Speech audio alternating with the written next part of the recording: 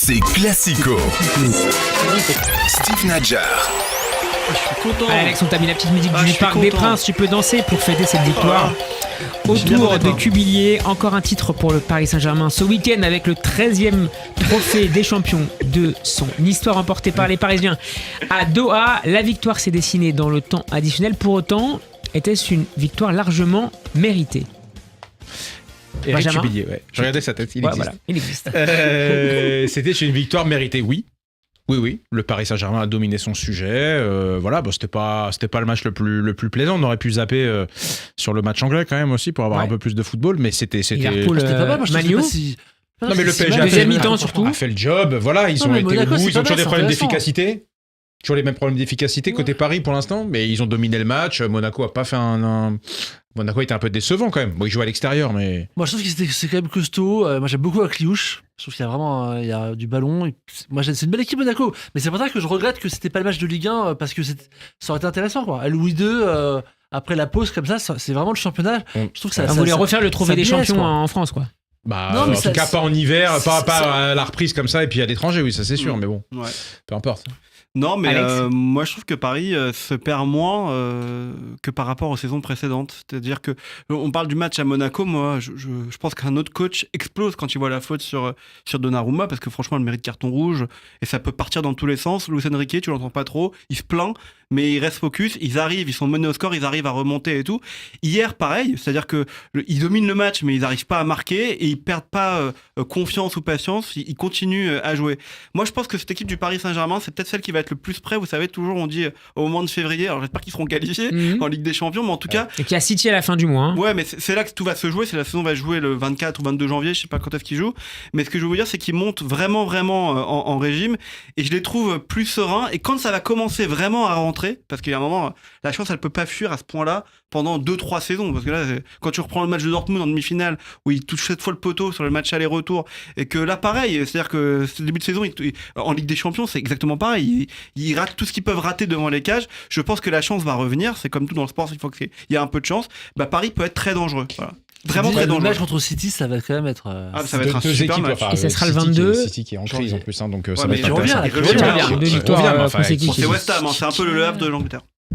Si tu me permets. Bon. Dembélé a Attends, été le. ouais, Ouais, non, Benjamin, pardon, vas-y, si je t'en tu me prie. permets, je voulais Je parler t'en de prie. Désiré Doué, qui Ouais. quand même depuis plusieurs semaines est un joueur vraiment hyper intéressant. Il a une vista, il a une rapidité, il dribble, il est vraiment dans le sens du jeu. C'est vraiment un super joueur, très jeune encore, mais il y a un vrai potentiel chez ce joueur. Et donc voilà, je voulais vraiment le mettre en avant. Et Dembélé, qui encore une fois est critiqué, mais qui aujourd'hui est le leader de offensif de l'équipe. Et on va l'écouter, Ousmane Dembélé, au micro de nos confrères de DAZN.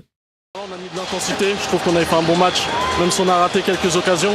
Après des deux côtés ça pouvait basculer, donc voilà, je suis content d'avoir marqué au bout du bout comme on dit. Et voilà, encore un titre, c'est mon 4e titre au Paris Saint-Germain et je suis heureux.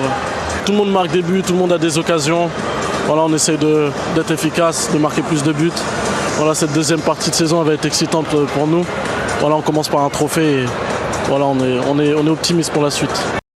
Ousmane Dembélé, buteur hier soir et qui jouait en position de faux neuf. Pour autant, est-ce que le Paris Saint-Germain a besoin pour la deuxième partie de saison d'un autre attaquant? C'est la question autour de laquelle vont débattre nos auditeurs et nos chroniqueurs. C'est l'heure du Classique KO.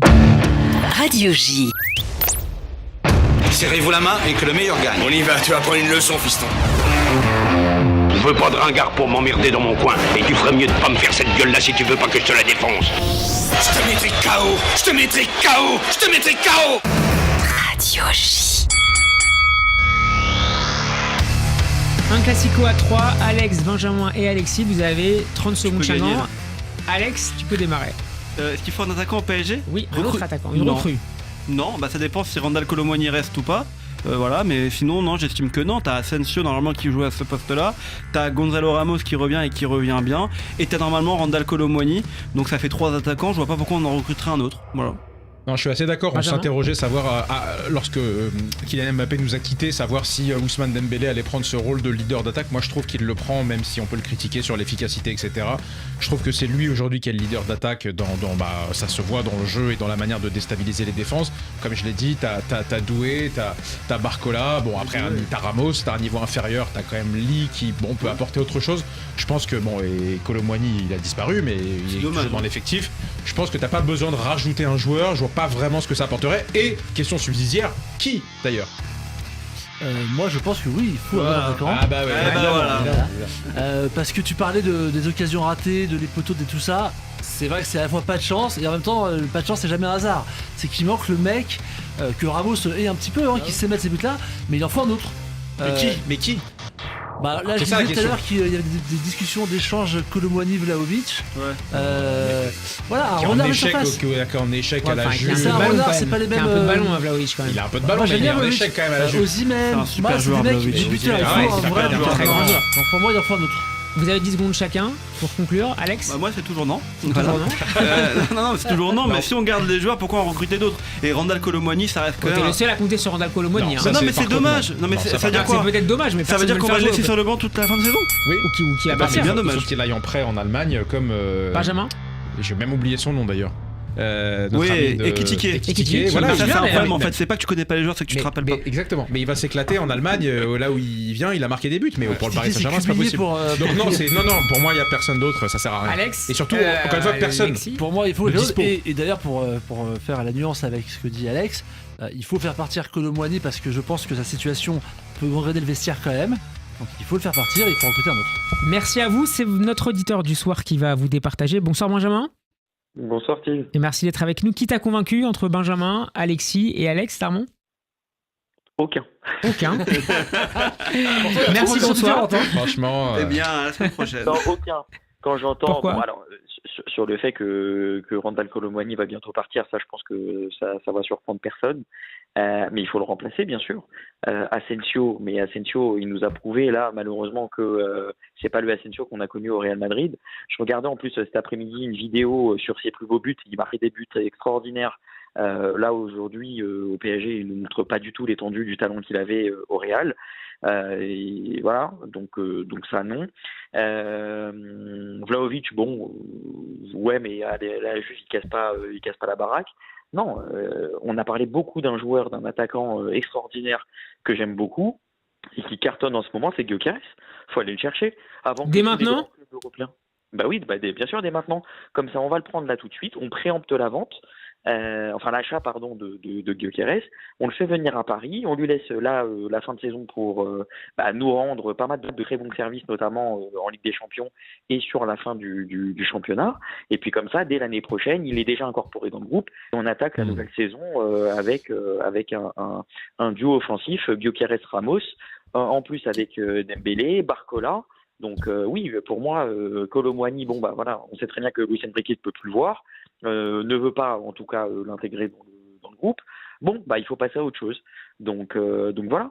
Alexis, Benjamin, j'interroge Alexis. Notre ami Benjamin, et on l'apprécie, il est auditeur, donc on va pas être méchant avec lui, mais il a déjà vu dans des clubs comme ça lâcher leurs plus gros joueurs au mercato d'hiver là maintenant. Non, mercato d'hiver, c'est pour combler les trous, essayer de faire des coups. C'est pas maintenant que tu vas ramener le plus grand joueur de l'effectif, tu vas l'acheter.